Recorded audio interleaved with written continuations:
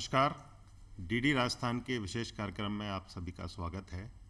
आज के कार्यक्रम में हम चर्चा करेंगे ऐसी विराट विभूति के बारे में जिन्होंने भारत में वैदिक धर्म की पुनः स्थापना की, जिन्होंने वैदिक सनातन धर्म को एक सूत्र में बांधने के लिए चारों दिशाओं में चार मठों की स्थापना की, जिन्होंने भारतीय दर्शन की एक नई धारा को जन्म दिया, जिन्होंने कई भाष्यों की रचना की। इन विभूति का नाम है आदि शंकर। आदि शंकर, जिनका नाम सुनते ही रोम रोम रोमांचित हो जाता है। उनके व्यक्तित्व और कृतित्व के बारे में चर्चा करने के लिए स्टूडियो में हमारे साथ उपस्थित हैं राजस्थान संस्कृत विश्वविद्यालय के दर्शन विभाग के पूर्व अध्यक्ष शास्त्री कौशलेंद्र दास जी। नमस्कार। कौशलेंद्र दास जी, आपका कार्यक्रम में बहुत बहुत स्वागत है, अभिनंदन है। आपने समय निकाला इस विषय पर चर्चा करने के लिए। कौशलेंद्र जी, जो आदि शंकर हैं, उनका भारतीय संस्कृति में, भारतीय परंपरा में बहुत अनुपम स्थान है। उनका जन्म कहाँ हुआ, उनके शिक्षा दीक्षा कहाँ हुई, वो कहाँ पले बढ़े, शुरुआत में मैं पूछना चाहता हूँ, इनके बारे में दर्शकों को आप जानकारी दें। शंकरं शंकराचार्यं केशवं बादरायणं सूत्रभाष्य कृतौ वंदे भगवन्तौ पुनः पुनः। अनादिकाल से चली आ रही वैदिक सनातन संस्कृति, जिसे वैदिक सनातन धर्म के नाम से जाना जाता है, उस वैदिक सनातन धर्म के गगन में सूर्य के समान जो विभूति चमक रही है, वह विभूति है निर्विवाद रूप से, उस विभूति का नाम है जगत गुरु श्री शंकराचार्य, जो कि आदि शंकर के नाम से प्रसिद्ध हैं। श्री शंकराचार्य का काल पिछली 12 शताब्दियों से शंकराचार्य ने और उनके द्वारा प्रवर्तित शांकर संप्रदाय ने, उनके वेदांत सिद्धांत ने, उनके द्वारा लिखित विभिन्न ग्रंथों ने भारतीय जनमानस को, भारतीय दार्शनिक चेतना को, भारतीय आध्यात्मिक बौद्धिक संपदा को जिस तरह से आप्यायित कर रखा है, सम्मोहित कर रखा है, प्रभावित कर रखा है, आकर्षित कर रखा है, वह देखते ही बनता है। और आज भी जब 21वीं शताब्दी में विज्ञानवाद के दौर में हम लोग जब यांत्रिक समृद्धि में बैठ करके अपने जीवन को जी रहे हैं, ऐसी स्थिति में भी जब मनुष्य आनंद की खोज की ओर बढ़ता है, प्रकाश को पाने की ओर बढ़ता है, ज्ञान की लालसा की ओर बढ़ता है, तो उसका लक्ष्य जहां तक जाता है, वह लक्ष्य होते हैं आचार्य शंकर। शंकराचार्य जी के ऊपर लाखों पृष्ठ परवर्ती विद्वानों ने लिखे हैं। वे कहाँ जन्मे, बड़े हुए, कहाँ उनका लालन पालन हुआ, बाद में वो कहाँ गए, कौन उनके गुरु थे, कौन उनके शिष्य थे, इस पर लाखों पृष्ठ लिखे गए हैं। न केवल भारतीय विद्वानों ने, अपितु अनेक पाश्चात्य विद्वानों ने श्री शंकराचार्य के ऊपर बड़े बड़े ग्रंथ लिखे हैं। खूब अनुसंधान पूर्वक ऐसे पुस्तकों का निर्माण किया है जो कि महत्वपूर्ण है। लेकिन मैं जिस ग्रंथ से श्री शंकराचार्य की चर्चा को शुरू करना चाहता हूँ, वह ग्रंथ है 1963 में भारत सरकार ने जिन्हें भारत रत्न की उपाधि से विभूषित किया, वे थे डॉक्टर पांडुरंग वामन काणे, जिनकी प्रसिद्ध पुस्तक आपको पता है, अवधेश धर्मशास्त्र का इतिहास उन्होंने लिखी थी। जी, धर्मशास्त्र का इतिहास उनकी प्रसिद्ध पुस्तक है। उस पुस्तक में पीवी काणे जी लिखते हैं कि जगत गुरु शंकराचार्य जी की मानी हुई तिथि 788 से 820 ईस्वी तक की है। शंकराचार्य जी का जन्म केरल में हुआ और केरल से आप कल्पना कीजिए 8 वर्ष की उम्र में कोई बालक सनातन धर्म की रक्षा करने के लिए अपने घर से निकलते हैं, और वो उनके पिता नहीं, एक माता है, माता के वे इकलौती संतान हैं, इकलौते पुत्र हैं, और वे केरल से निकल करके, क्या बात है, देखिए शंकराचार्य का यह है लोकोत्तर व्यक्तित्व है और अदम्य कृतित्व है। ऐसा व्यक्तित्व है श्री शंकराचार्य का कि ये जानने की बात है कि शंकराचार्य की जो आयु रही वह मात्र 32 वर्ष रही। आप देखिए 32 वर्ष में कोई व्यक्ति 1200 साल बाद भी हमारे अंदर आस्था के रूप में, इस रूप में विराजमान है कि आज भी वे हमारे भक्ति श्रद्धा के केंद्र बने हुए हैं। अवधेश जी, इसका कारण मुझे ये समझ में आता है कि श्री शंकराचार्य ने सच्चाई के साथ, संपूर्ण श्रद्धा के साथ वैदिक सनातन धर्म की पताका को जिस तरह से फहराया, और तत्कालीन वे पंथ या मत जो वेदों, रामायण, महाभारत, पुराणों, स्मृतियों, अन्यान्य धर्मसूत्र, इन ब्रह्मसूत्र, इन ग्रंथों का विरोध कर रहे थे, चारवाक इत्यादि, बुद्धिज्म का बहुत प्रभाव बढ़ चुका था। लगभग 1200-1300 वर्ष बुद्धिज्म को पल्लवित हुए हो गए थे। शंकराचार्य ने उसे तार्किक रूप से चुनौती दी, शास्त्रीय रूप से चुनौती दी, और श्री शंकराचार्य ने अपने उस विराट व्यक्तित्व के माध्यम से भारतीय आध्यात्मिक चेतना को, जो सुप्त चेतना थी, उसको इस रूप में जागृत किया कि आज भी मुझे लगता है कि जब कभी धर्म की बात चलती है तो आम आदमी जिसको जानता है वो सीधा ये कहते हैं, साहब ये हमारे धर्म के बड़े आचार्य हैं, ये शंकराचार्य जी। जैसा आपने बताया, वो जिस समय आदि शंकर हुए, वो ऐसा दौर था जहाँ पर एक तरफ बुद्धिज्म का प्रभाव बढ़ रहा था, चारवाक का प्रभाव भी था। उस समय में उन्होंने जो चारों दिशाओं में 4 मठों की स्थापना की, इससे सनातन धर्म के संरक्षण में कितनी मदद मिली, और ये 4 दिशाओं में 4 मठ स्थापित करने के पीछे उनकी क्या सोच थी? देखिए अवधेश, आपने सही कहा कि सनातन, आप खुद कह रहे हैं कि सनातन धर्म की, सनातन धर्म मतलब, देखिए सनातन धर्म का प्रायः लोग एक चर्चा करते हैं कि साहब बाकी धर्मों को नाम से कहा जाता है, यहाँ वैदिक सनातन धर्म क्या जी। तो हम लोग ये बात करते हैं कि कोई भी सनातन धर्म वैदिक धर्म के स्रोत को नहीं जानता, उद्गम को नहीं जानता।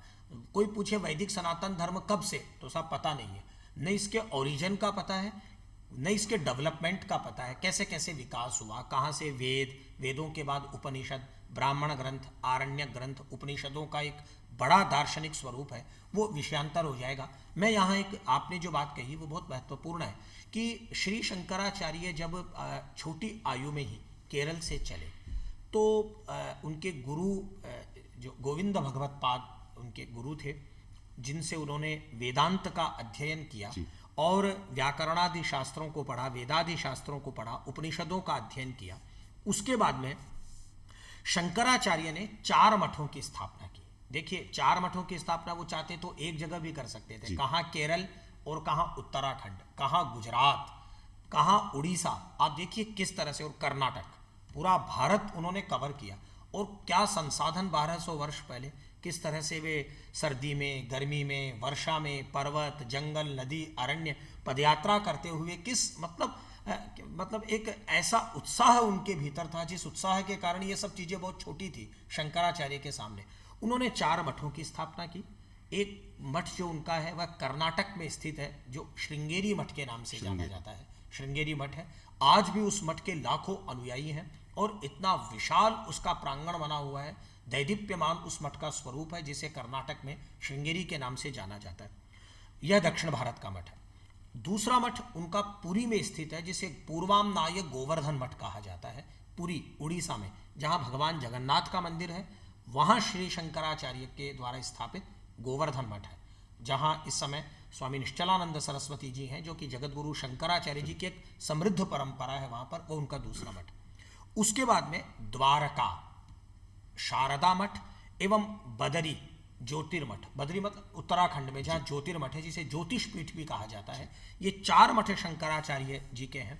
और अवधेश जी, जो हम लोगों को ट्रेडिशनली पढ़ाया जा रहा है विश्वविद्यालयों में, जहाँ वेदांत का अध्ययन होता है, वहाँ ये बताया जाता है कि अद्वैत गुरु शंकराचार्य जी ने अपने वेदांत शास्त्र सिद्धांत के प्रसार के लिए उपर्युक्त मठों की स्थापना की थी।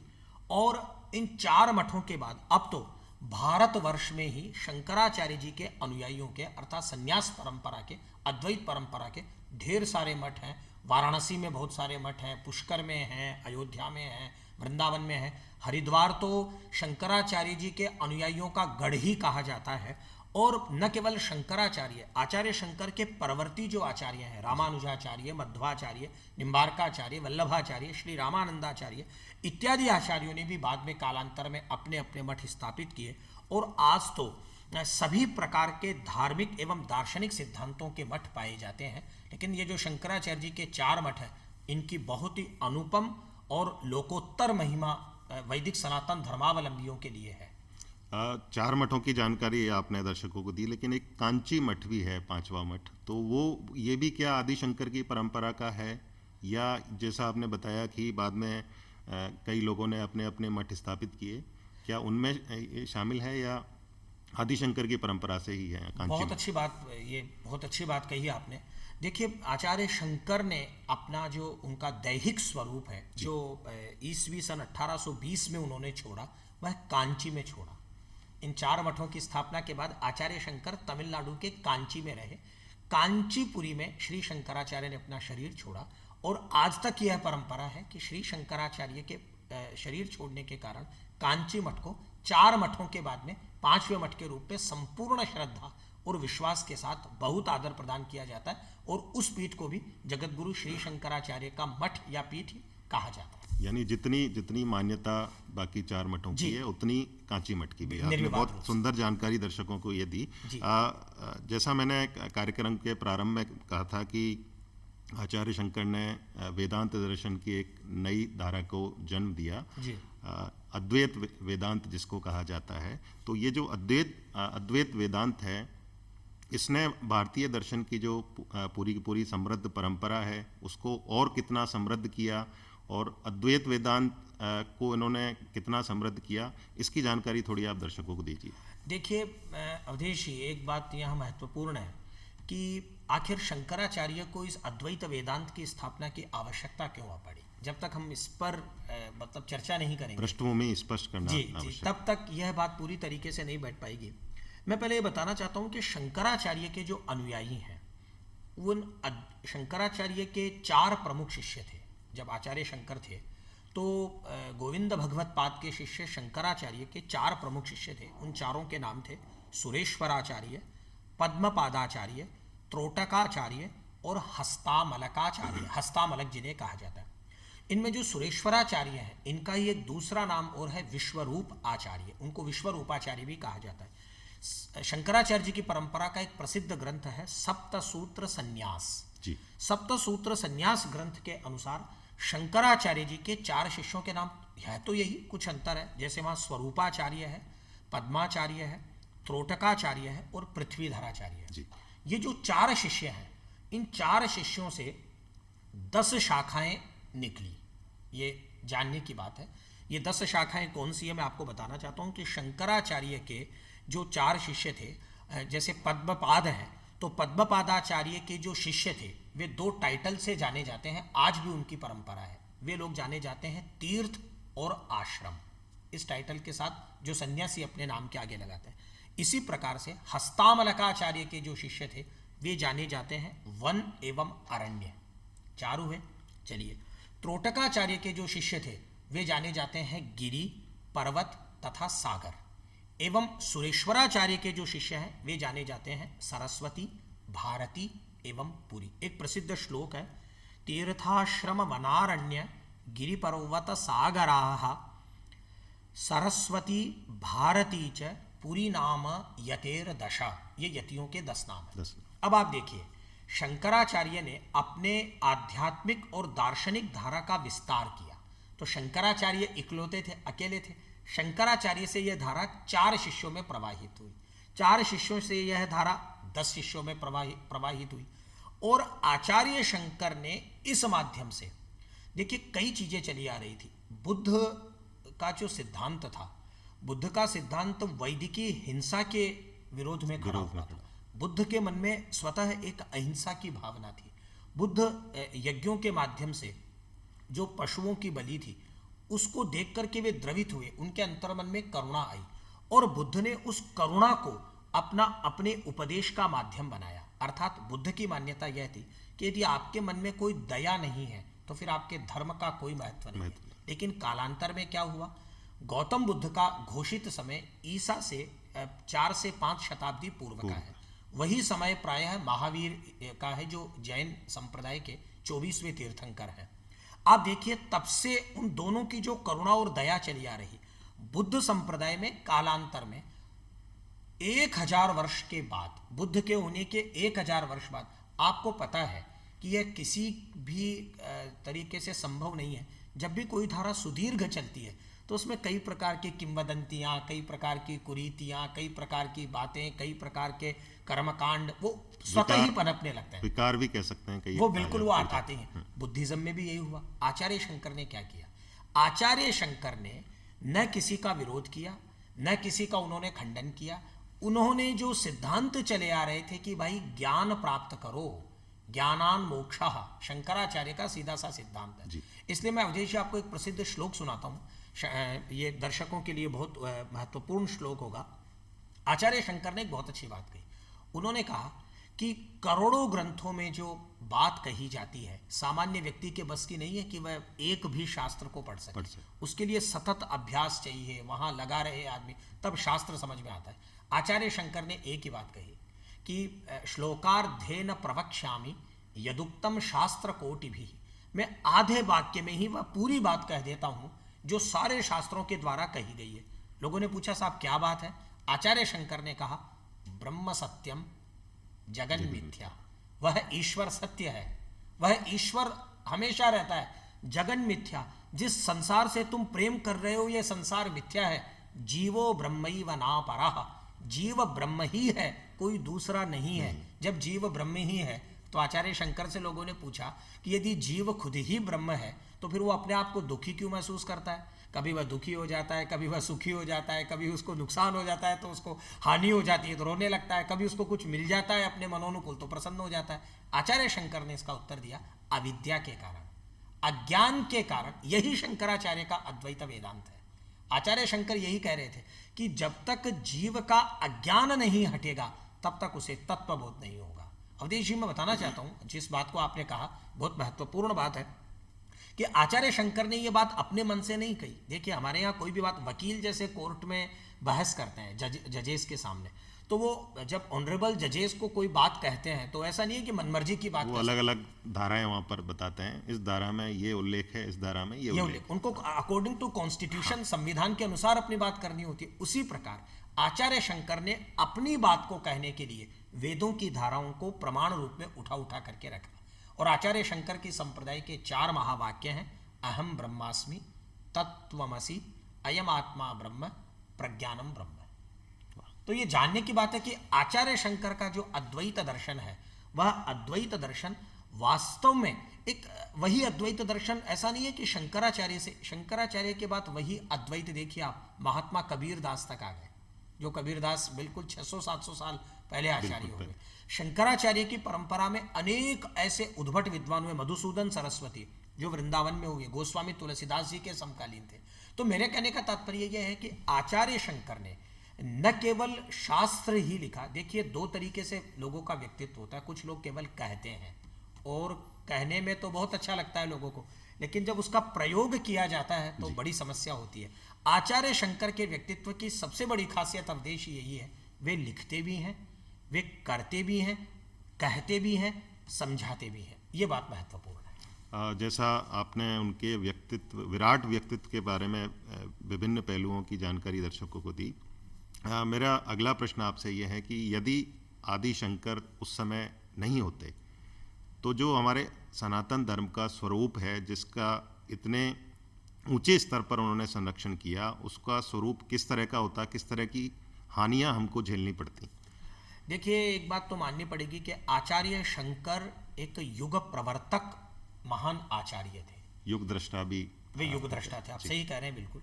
और मैं एक पुस्तक का उल्लेख करना चाहता हूँ। 1955 में एक पुस्तक आई थी, संस्कृति के 4 अध्याय जी, रामधारी सिंह दिनकर जी की वह पुस्तक थी, जिसकी लंबी भूमिका पंडित जवाहरलाल नेहरू जी ने लिखी है। तो जानने की बात है कि रामधारी सिंह दिनकर जी ने उस पुस्तक में एक महत्वपूर्ण बात लिखी है। उन्होंने कहा कि भारत की जो संस्कृति है उसमें कुछ आचार्य, कुछ विभूतियां ऐसी प्रकट हुई जिन्होंने उस काल को मोड़ दिया, और आज का जो भारत दिखाई पड़ता है, आज की जो भारत की आध्यात्मिक जो चेतना दिखाई पड़ती है, आध्यात्मिक, सांस्कृतिक, सामाजिक जो आज हमको छवियां दिखाई पड़ती है, यह छवियां उन महाविभूतियों के द्वारा प्रेरित है। जैसे उन्होंने लिखा कि इन महाविभूतियों में भारतीय समाज को मोड़ने में महत्वपूर्ण घटक थे बुद्ध। बुद्ध ने भारतीय समाज को मोड़ा। बुद्ध के बाद आचार्य शंकर, जब शंकराचार्य प्रकट हुए। बुद्ध के बाद में जो एक वैक्यूम था 1200 साल तक, बुद्ध ईसा पूर्व 5वीं शताब्दी में होते हैं, आचार्य शंकर 8वीं शताब्दी के बिल्कुल अंत में होता है, 788 के पास जाकर के। हालांकि जो शंकराचार्य के मतानुयायी लोग हैं, जो मठों से जुड़े हैं, उनका यह कहना है कि साहब हम तो 5000 साल और 3000 वर्ष पुरानी परंपरा है, लेकिन वह एक अलग इतिहास है। तो उस वैक्यूम को उन्होंने जो भरा, जो खालीपन था, उसको उन्होंने अपने शास्त्र से, ब्रह्मसूत्र भाष्य से, गीता भाष्य से, उपनिषदों के भाष्य से व अन्यान्य ग्रंथ लिख करके उन्होंने उसको अद्वैत वेदांत के रूप से एक बौद्धिक ऊर्जा देकर के उन्होंने उस कमी को दूर किया। उस कमी के दूर होने से वेद, पुराण, रामायण, इतिहास, स्मृतियाँ, ब्रह्मसूत्र, धर्मसूत्र इत्यादि की जो परंपरा है वह पुष्ट हुई, और उनके कारण ही आज तक यह परंपरा हमें यथावत प्राप्त हो रही है। बहुत सुंदर जानकारी आपने कौशलेन जी दी। आखिर में एक प्रश्न मेरा है, बहुत संक्षेप में आपसे जवाब चाहूँगा मैं, कार्यक्रम का समय समाप्त हो रहा है। आचार्य शंकर ने इतनी कम आयु में इतनी उपलब्धियां हासिल की, इतना कार्य किया, पूरे देश का भ्रमण उन्होंने किया, दर्शन की एक नई शाखा को जन्म दिया, वैदिक सनातन धर्म को पुनः स्थापित किया। उनको सच्ची श्रद्धांजलि हम किस रूप में दें, किस रूप में हम उनको याद करें? क्या हम उन्होंने जो कार्य किए, जितना विराट उनका व्यक्तित्व था, क्या हम वर्तमान में उनके साथ हम न्याय कर पा रहे हैं? देखिए, शंकराचार्य के बाद बहुत संक्षेप में आपसे जी मैं संक्षेप में कहूँगा, आचार्य शंकर को सच्ची श्रद्धांजलि, प्रणामांजलि यही है कि आचार्य शंकर यही कहते हैं कि हम शास्त्र के अनुरूप चलें, मनमानी नहीं करें। तात्पर्य है हम संविधान जो कॉन्स्टिट्यूशन है, सत्य बोलना चाहिए, अधर्म नहीं करें, नहीं करना चाहिए। इन सिद्धांतों के अनुसार यदि हम चलेंगे तो निश्चित रूप से यही शंकराचार्य जी को प्रणामांजलि है। मैं इस श्लोक के साथ मेरी बात को समाप्त करता हूँ।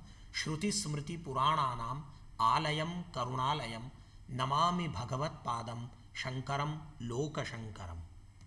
बहुत बहुत धन्यवाद कौशलेन जी आपका। आपने बहुत सुंदर जानकारी बहुत विस्तार से आदि शंकर के बारे में दर्शकों को दी। मुझे उम्मीद है, मुझे आशा है कि दर्शकों को ये सब जानकारियाँ पसंद आई होंगी, उनको कुछ नई जानकारी भी इस कार्यक्रम के माध्यम से मिली होंगी। आज के कार्यक्रम में इतना ही। आप सभी को नमस्कार। नमस्कार।